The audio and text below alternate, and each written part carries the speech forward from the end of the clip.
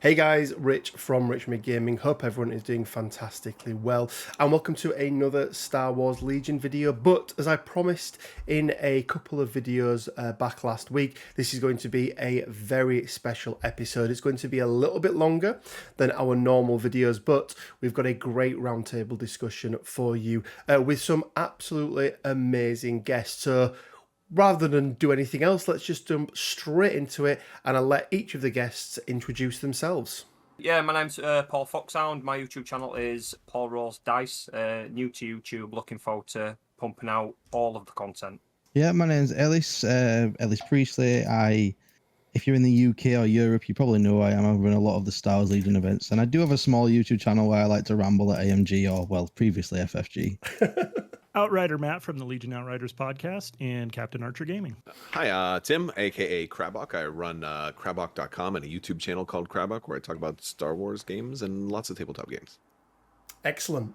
Well, guys, thank you all for joining me on this little roundtable session. As I mentioned before, we've done quite a lot of these for MCP, and people really like them, so I thought it was a good idea to try and get one together for this. First question that I'm going to ask everybody is, what are you playing right now in Star Wars Legion? If we were to sit down and put an 800 point list together, what faction does that look like? What's your sort of go-to faction at the moment? Matt, let's start with yourself. Oh, happy to go first. I am playing Rebels. I have been pretty much for the last year and a half or so. I entertained ideas. I dabble in other factions, but I'm trying to panic get some reps in for Lone Star Open here in a couple of weeks. So I'm just going back to the old standard T-47, considering changing out my Rebel troopers for some more defenders to get the Echo base, perks and the new cards that are coming out. But I'm not entirely sold on it. But yeah, Rebels. Excellent. Tim, what about yourself? This is a tough one. I play all four factions, and I rotate between them. Recently, well, technically Shadow Collective isn't. They're not their own. Yeah, they're not their own. Yeah, 4.5. Yeah, but right now I'm trying to build out all of my Black Sun troops. I bought some extra, and I want to try and see if I can get a full Black Sun army with only like the minimals of external stuff, like maybe one bounty hunter or an AA5. But other than that, I tend to run Empire a little bit more frequently than the others. But Black Sun, I think, is the future for me. A man after my own heart with the Empire. Paul, what about yourself? Yeah, I've always stuck with Rebels. So for my 800 points, I'm kind of focused on Princess Leia and trying to find a balance between, do I always bring Tauntauns because they are OP as hell, or do I save the points for something else? But at the minute, when me and you played, Rich, I'm really enjoying Wookiees at the minute, the Freedom Fighters. So I think I'm going to get maybe one or two more units of those and bulk out a force with them as well. Because Leia, and Chewbacca can bounce nicely, especially with one of Chewbacca's command cards. So that's my focus at the minute. Nice. And Ellis, what about you? I'm playing Shadow Collective. I've come back to the game because of Shadow Collective. It'd be stupid not to play them. I'm having a lot of fun with them. There's lots of, although very limited, there's lots of builds to try out with them. And then I used to play Rebels a lot, but I've gone to the Shadow Collective. But, well, I'm the same. I actually sold the Rebel side of my core box and the clone side of my core box, so I was left with the Empire for me and Seps for my son. So we sort of play a dumbed down version of the game. It's basically just as many points as we can muster and try to murder each other over a 4 to 8 hour period, which is quite fun. So I think we're coming up to 2 years now since Star Wars Legion, plus a whole bunch of other stuff as well, was moved by Asmodee from underneath FFG over to Atomic Mass Games. We've already sort of spoke off camera, some of us are Marvel Crisis Protocol players as well. That's my first game right now at the moment, but Legion's definitely chipping away at it. And we're starting to see, I think, some of the changes that they've made sort of come to fruition. It's always going to be a slow process. They were never going to take over tomorrow and everything change overnight. But in terms of where we are now sort of 2 years on, what's your thought on the current state of the game, and both at a competitive level, but also for new players coming into the game as well. Tim, what do you think about the game at the moment? What AMG have done with it and where it's at? Well, I think AMG is, if you're a Legion player, you kind of rest easy that they've put so much focus into Legion, even more so than I think the other two games, X-Wing and Armada. They've really put their best foot forward with this game, and I say that as somebody who has been critical of AMG in the past. So they're doing a lot, in showing us new content that they're working on, in addition to just pushing out the last of the FFG in-house stuff like Shadow Collective and that surrounding wave. For new players, I think it's a great time to get into the game with the new starter boxes that they've just kind of spoiled, and I'm sure we're going to hear more about that very soon. I think there are great starting options, and as somebody who makes videos for like what to buy first, this means I have to redo all of those videos because now there's going to be so I guess it's a good time for me, but it means a whole lot more number crunching and more content. Yeah. Oh no. And Ellis, what about you? Obviously coming at it from ultra cheese, ultra cheese, meta competitive or go home. Yeah, so current state, it's hard to kind of tell with those 4 new battle forces coming out, because I do think that some of them are very, very good and they've got a lot of play. But just like let's say those battle forces didn't come out this week, I think it's the best state it's been in 4 years.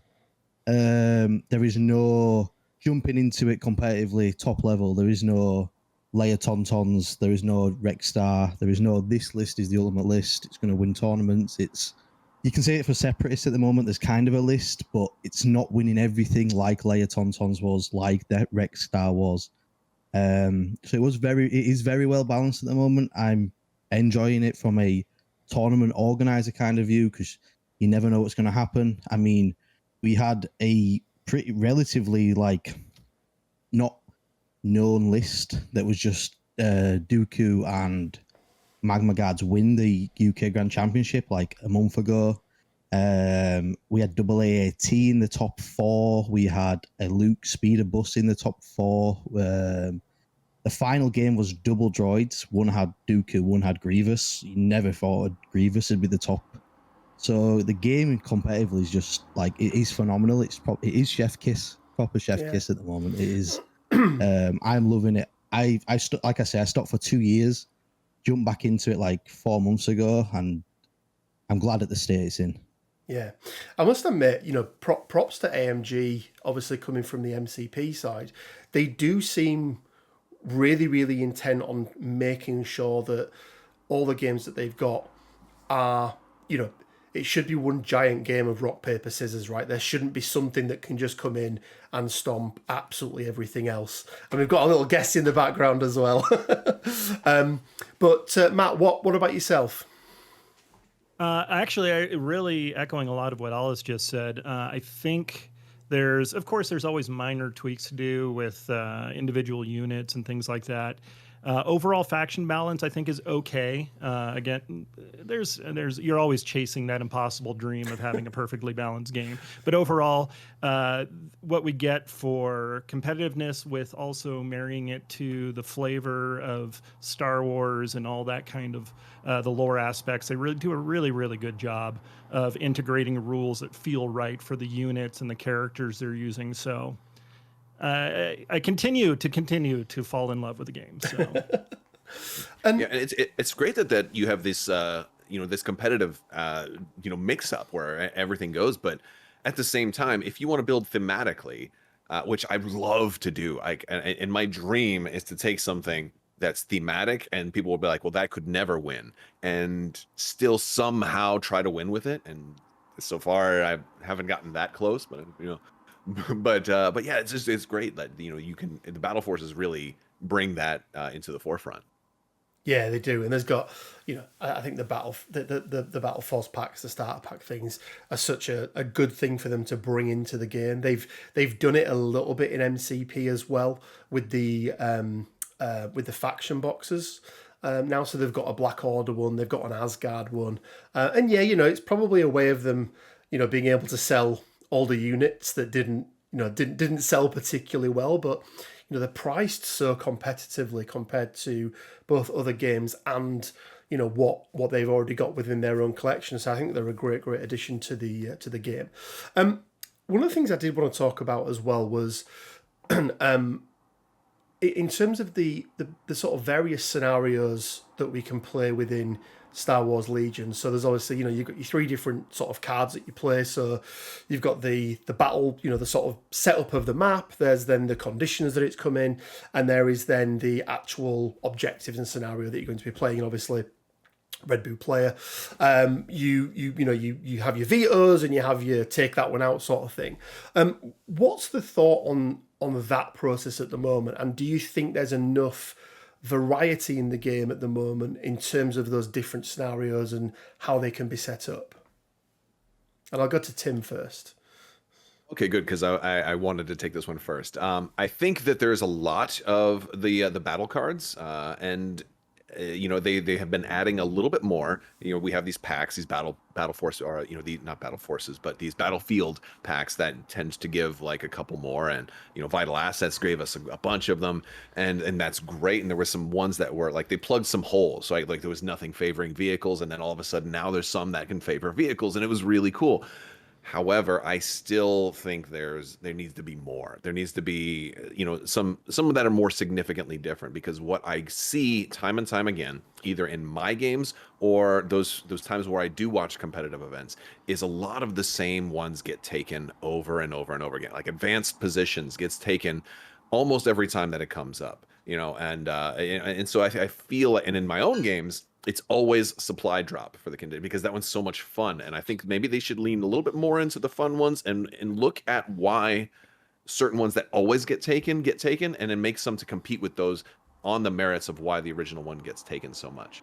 Yeah, no, I think that's a fair point.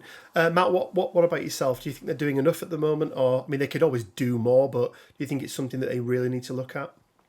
I don't think it's critical, but like Kravik said, it's more is always better as long as they're being designed with, what's already out there in mind.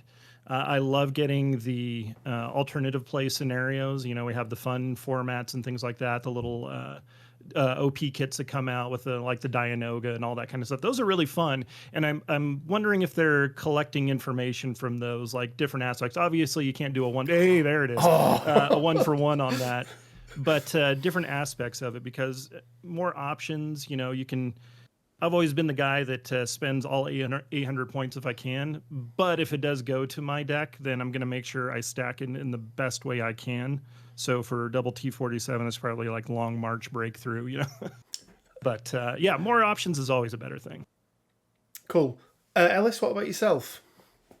Yes, a bit sticky one with me, because I play have played a lot of different games, currently do play a lot of different games, and you play 40k where the missions there's a lot going on. Age of Sigmar, there's a lot going on. Even Marvel, there's more going on in Marvel than there is in Legion, and I think more is better, as both of them have said, as long as they're balanced.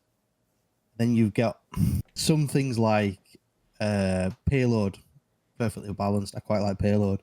Bombing run, if you stack a list for it, go for blue player, can be a problem. And I think that is the problem with the fundamental of the missions, is some of them are, I've brought bombing run with 3 speeder bikes, you've got rebel gun line, scoring mine as fast as I can. There's not much you can do about it other than bidding better, taking your deck. I don't think it's a problem with the amount of missions. I think it's a problem with the missions themselves. The scoring is so one-dimensional, and like one of my main ones that I hate is if you've got hostage exchange and you're against a Jedi, it's unless you pull something mental out of the bag and you do some crazy stuff, you probably lost on hostage exchange against a Jedi, just because the way the game's built. If they go gun-ho with a Jedi, force your hostage back too far, there's not much you can do about it. That being said, the way that the missions are built, the blue, the red, the deck, and the veto, if the veto system didn't exist and you were just like, we're playing this mission, I wouldn't play this game. Because you can bring a list and be like, if we play this, if I know we're playing, and especially with how they changed it now to the 4 instead of the 3, when we had the 3, you could have a game finished before it's even started. Like your you often hear the winning on turn zero, and it is a big problem with the game. A lot of times you can win a game on turn zero. Biggest example is the final at UK a month ago was hostage exchange, and it was Grievous versus Dooku. Dooku won before the game even started. Like, it was all stood around. It was English versus Germans. The German player had Grievous, and at the end of the match, the first thing that I turned around and said was, "Why did you play hostage exchange against a Jedi? It's almost an automatic loss." And like Andrew, who won the tournament, props to him, he won it. But in the final game, he just had to stand there. So maybe AMG take a step back from making more and just cloning the ones we've got. I wouldn't mind some sort of Marvel thing where there's primary and a secondary. Oh no, obviously Marvel, they're both worth the same thing, but you play 40k, there's primary, secondary, thirds and fourths. Like, there's lots of ways to score. Yeah. And in Legion, like, there's your set way, you're scoring that way, and sometimes, like I say, you can lose the game before the game even starts, and it's nothing to your own fault. It's just they've bidded low, gone for a really big skew, and the cards have drawn out to the mission, and that's what mission you're playing. I do know from speaking to, you know, quite a few different members of staff from AMG, they're really against, you know, somebody standing or sitting down at a table, revealing your deck and your roster and everything else, and the person at the side just going, "What? I can't win." Like, to your point, Ellis, sitting down and just knowing you're not going to be able to do anything.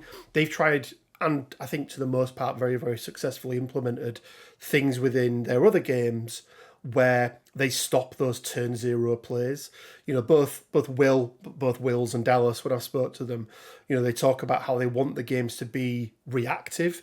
It should be decided on the battlefield. It shouldn't be decided based on what particular set of cards you take or anything like that. But Paul, what about yourself? Are you happy with what we've got at the moment from a mission selective or?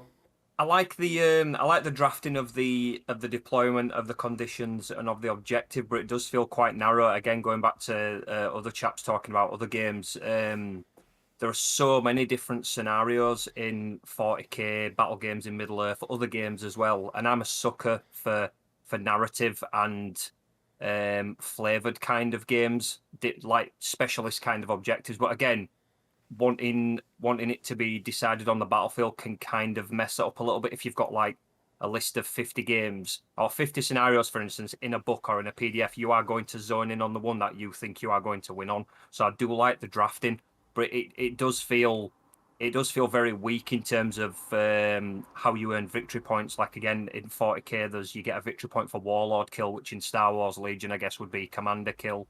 There is definitely other ways to implement victory point winnings, because I mean most of our games often than not will be clear conditions, battle lines, and key positions, or secure the supplies or something, because nobody wants to play with hostile environment. But I enjoy playing that because it adds a little bit of spice to it. Instead of being able to see all the way across the field, it's like, oh, I've only got range 2 on turn 1, and then I've got range 3 on turn 2, blah blah. Because me and you have played that as well, haven't we, Rich? And it was quite interesting because our deployments kind of messed up a little bit when we realised, oh wait, I can't even see you. I've got my snipey boy in the corner and he can't even see anyone. So yeah, drafting really good, but I think there needs to be more scenario options. A really nice PDF with so many stories from the Star Wars universe could be implemented into specific kind of missions. I think, you know, like the Walker Down pack that you can get. You know, that's a really good pack in Star Wars Legion, and then there's the bunker. And then there's Secure the Droids, I think, as well, if I'm not mistaken, or something like that. The crashed escape pod, crashed escape pod. That was a really good scenario. I think that was played over two chapters or something. That was fun. Yeah. No, I am a fan of the thematic stuff, and hopefully, I was very jealous of Tim pulling up his is it unnatural resources? Is that the one? It is unnatural resources. Yeah, because I messaged these packs are so interesting that they're not for resale. So I'm not going to tell you. I'm not going to tell you how I got it. Yeah, I mean, I asked Ellis if he had any, and he was like, messaged back, and he was like, nope, not a chance. That's an interesting mission type. Like, imagine your entire Star Wars Legion game inside a trash compactor. Really condensed and stressful.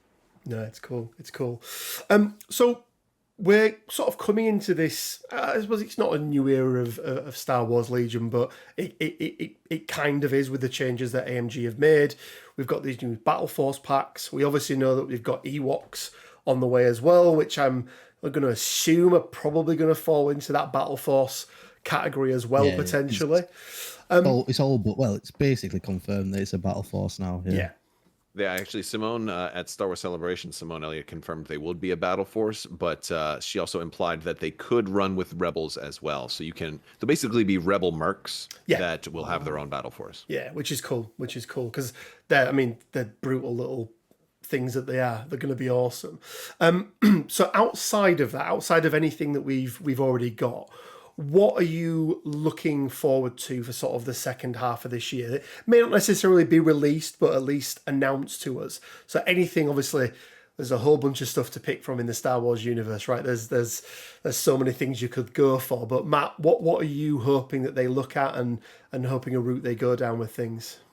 Man, I've started out with the podcast just like, hey, wouldn't it be cool if there were Tauntaun riders or things like that? So I've gotten a lot of the stuff I've been interested. I really want to see an expansion in the battle forces because, like we were talking about with that kind of Venn diagram of, flavor and function, hopefully there's a lot of overlap there for some very Star Wars feeling games. So I'd love to see more battle forces, more ways to get those battle boxes out for new players to jump in with, something that at least synergizes pretty well that they can plunk on the table and go for it. Yeah, I just want Mando. Well, we know he's coming, so that's good. That's good. Yeah. And swoops. And swoops, yeah. Ellis, I'm not going to ask you about the swoops, Ellis, because I've watched your videos on them. But what's a shot in the heart, that. If you could tell Simone and Will and the rest of the guys, what I want that one thing, what would it be? For me, try not making anybody upset. I'll just say Gungans. Gungans? Wow. You took the words out of my mouth. Yeah, you took the words out of my mouth. I was about to stand and defend Gungans. Yeah, I like Gungans. I like the idea of them. Real quick, how old are you guys when Phantom Menace came out? So it came out in 99, right? Yeah. So I was 11, so episode 1 was my first experience with Star Wars, so I unapologetically love it. I have to. It was my childhood that got me into the franchise. I was 5. I was 19. I was 15, 19. so yeah. Okay, we're of an age, but still, I'm so happy to hear that the Gungans are, like all the kids that grew up with that are now super excited to see them on the table. I'd love to see a Gungan army. Yeah. I went through my phase of hating Jar Jar Binks and all that with everybody else. Yeah, and I've come through it, and now I can embrace it and be like, all the rest of the Gungans, they were great. I used to hate Jar Jar until I listened to that video about the person who digitally made him. And I was like, nobody hates Jar Jar more than her. So I don't hate Jar Jar anymore. Did you guys read any of the any of the Star Wars books or anything like that? Oh yeah.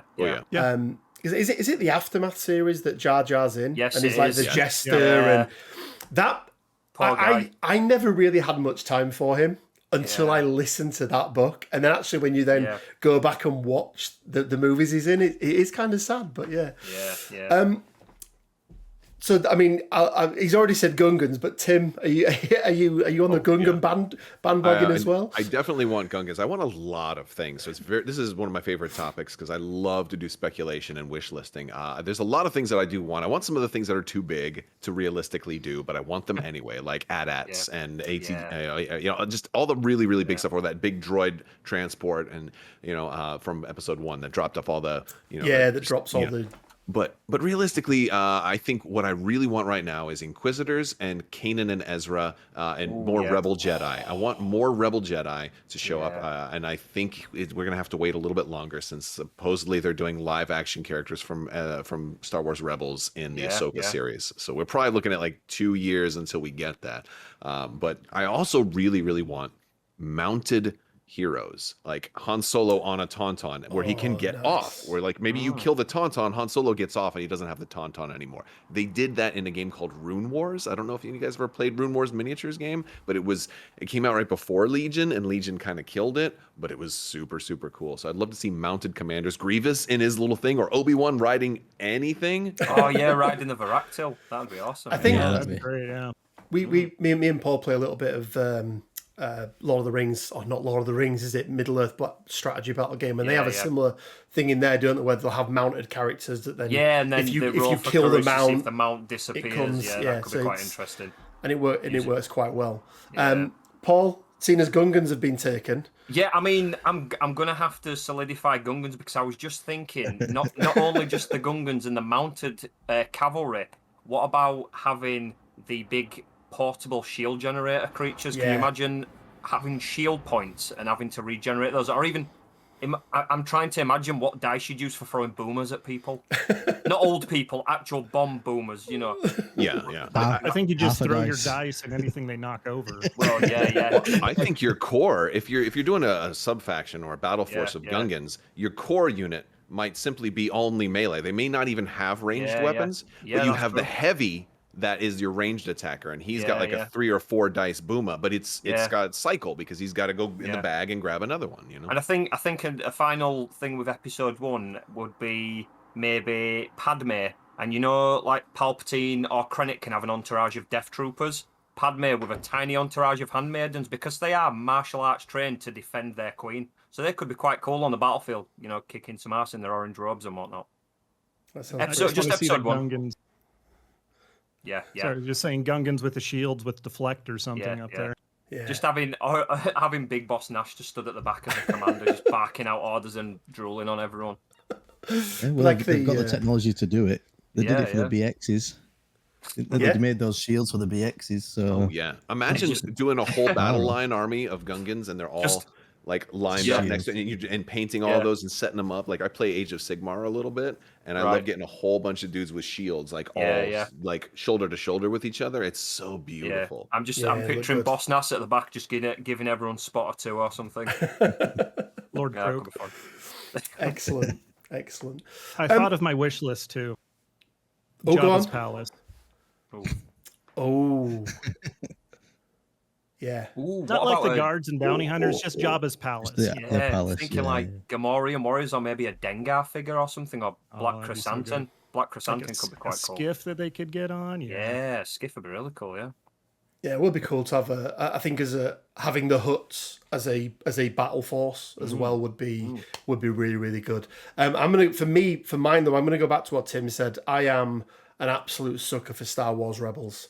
It's probably my single favorite animated TV show. Let's just say that, because it probably doesn't quite beat out Mando for my favorite ever Star Wars TV show. But and there's so many characters from that I'd love to see in Legion. And like, I don't know if they'll ever do it in Legion, but there's so many different variations of characters as they sort of journey through the Star Wars universe. I suppose we have had it with 2 different versions of Vader, 2 different versions of Luke.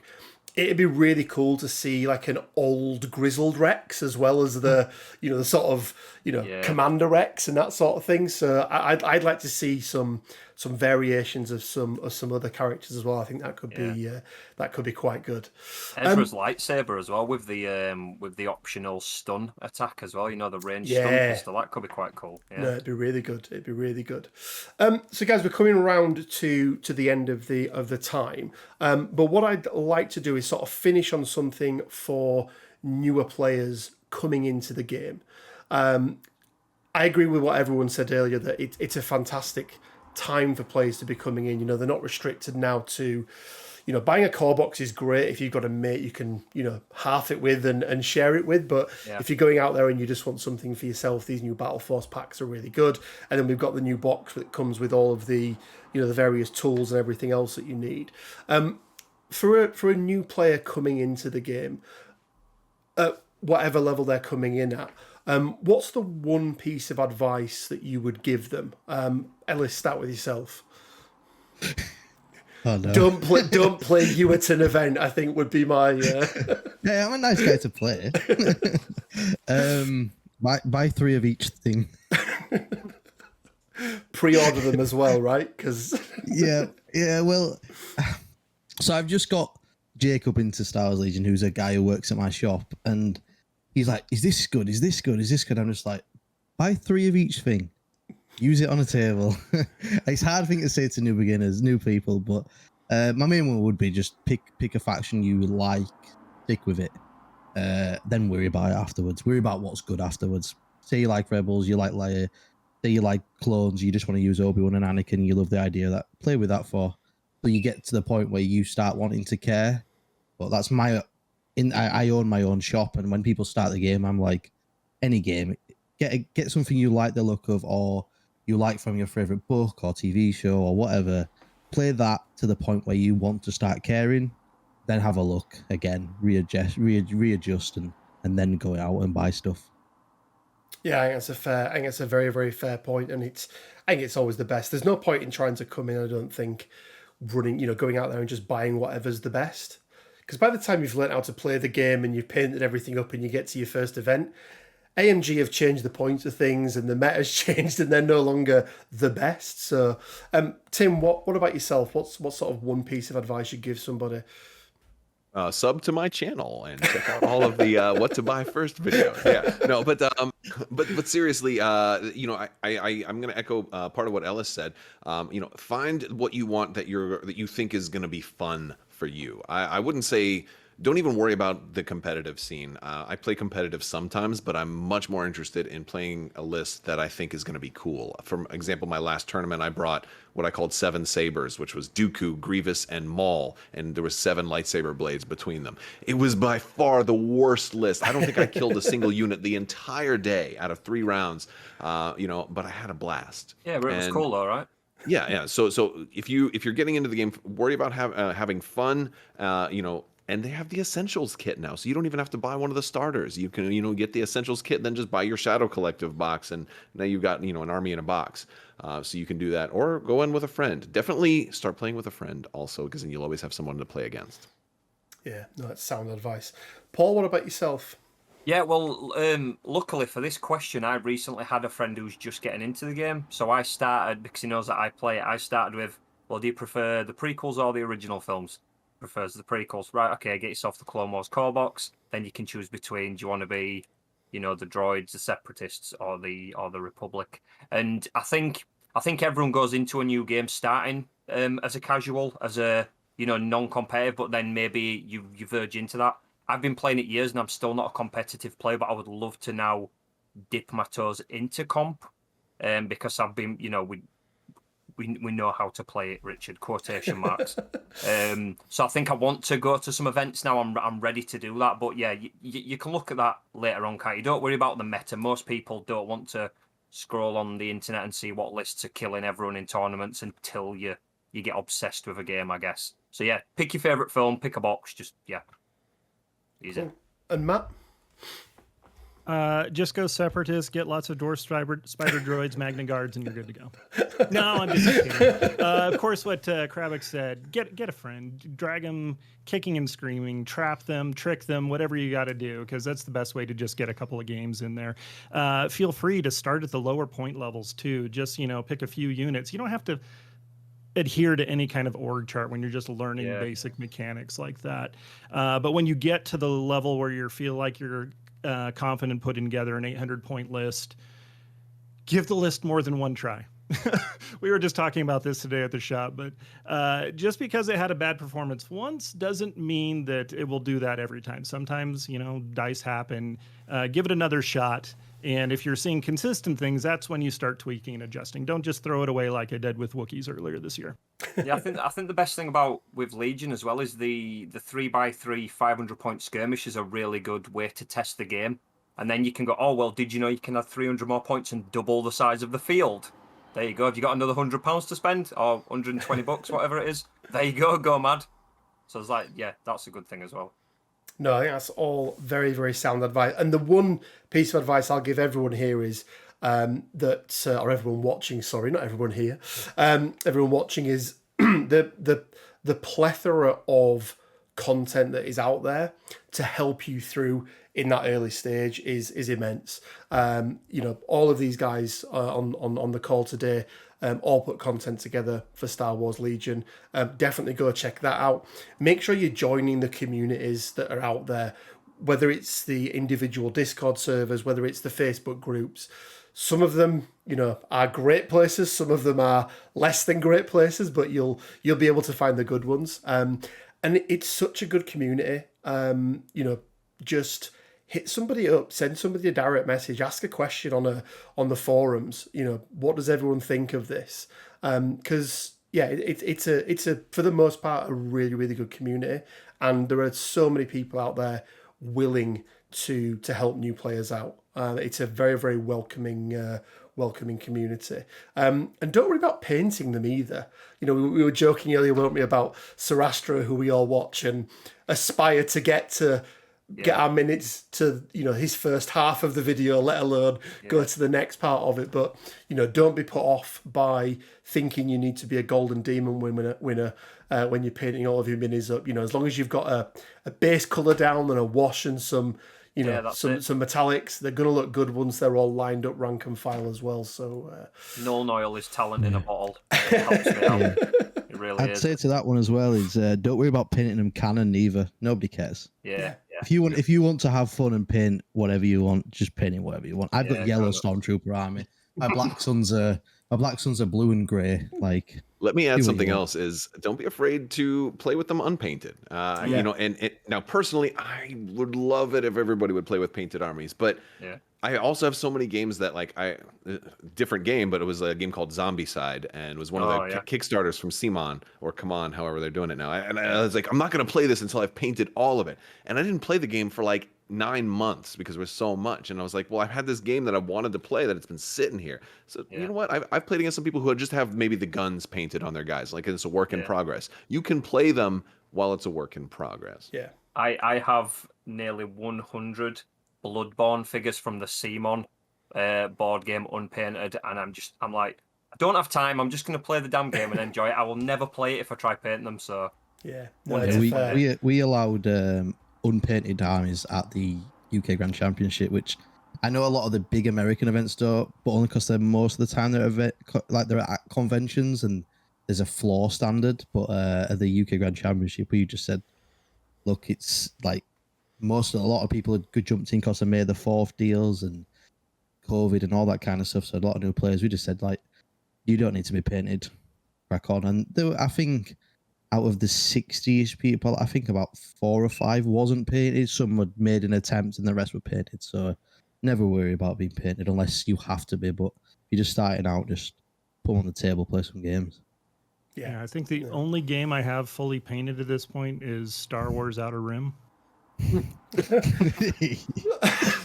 I mean, I've been playing 4 years since it came out. I got the core sets on day one, and my stuff I got in my original core set still aren't painted. I have spent back to still aren't painted. I've had my core set since day one as well, and I only painted them because I panicked knowing I was recording footage with Richard, and I was like, they need to be painted. I can't go on a YouTube video without basing and nice colours, so that kicked my butt into getting them done. So they're finally finished now. Well, actually, when we did that game day we had, my list that I took was very much dictated by what is painted in my trunk, in my box of Star Wars Legion. Luckily there was enough stormtroopers and Bosk to be able to do it. Well, guys, we'll wrap it up there. Thank you so much for joining me here. For everyone at home, there'll be links down in the description below to everybody's, whether it's a YouTube channel or whatever else, wherever you can find these guys, there'll be links down in the description below. To Paul, to Matt, to Ellis, and to Tim, thank you so much for joining me. Thanks for having us. It's been great to have you guys on, and actually not put faces to, because I've seen you guys on your various shows and things before, but to actually speak live has been really, really good. Guys, thank you so much, and I'll catch you next time. Well, there we go, guys. I really hope you enjoyed watching that as much as I enjoyed filming it. And I think all my other guests enjoyed filming it as well. It was really nice just to sit down with a group of people and talk Star Wars Legion. That was very, very enjoyable to do indeed. And guys, if you did like the video, just do me a favor and head on down to that like button and drop a like. It really, really does help with the whole YouTube algorithm thing. And even better would be to leave a comment in the comment section below. And also make sure you head on over to all of our guests' pages, whether it be on Twitch or on YouTube. There'll be links down in the description below to each of them, and do exactly the same for them, guys. You won't be missing out. They do some great content, so head on over there to their channels as well. And yeah, if you could just leave them a little subscribe or a little follow, whatever it may be. Guys, I want to remind you about a giveaway that we've got going on the channel at the moment. You may have seen the 4-part battle report that me and Paul Foxhounds did from over at Paul Rolls Dice. We had so much fun recording that, and as a sort of celebration, if you like, of getting back into Star Wars Legion and starting to do some Star Wars Legion content on the channel, we are doing a giveaway. Now you need to do 3 things to be part of this giveaway, and the giveaway, sorry, is a Shadow Collective starter set. So you need to do 3 things. You need to make sure you subscribe to Rich Me Gaming. Easy, you're here, just go down and check it out. You need to make sure that you are subscribed to Paul Rolls Dice as well. And then lastly is we've hidden some letters in those 4 battle reports. Those letters, once you've got them all, will make a Star Wars related word. Drop me a DM on Discord with that Star Wars related word. We've already had over sort of 50 entries, so make sure you get your entry in. I'm going to give you guys until and it sounds a little bit weird, but I'm going to give you guys until the second week in August. Now that may seem like it's quite far away, but I want to give people a chance to go out there and watch these videos. And actually, I'm on holiday at the end of July for a week, so I would have done it at the end of July, but we're going to do it that second week of August. So make sure that you before then do all of those things that you need to do, and you could be in with a chance to win a Shadow Collective starter set.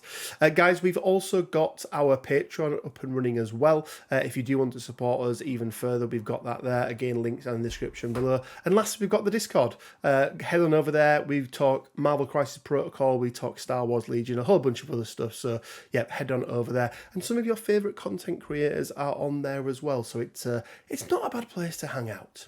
Second to last, guys, I want to just give a big shout out to all of my guests on the show today. So Tim, aka Krabberg, Matt the Outrider, we've got Ellis the Menace, and we've got Paul Foxhound. Again, guys, there'll be links in the description down below to all of their social media, YouTube, Twitch channels.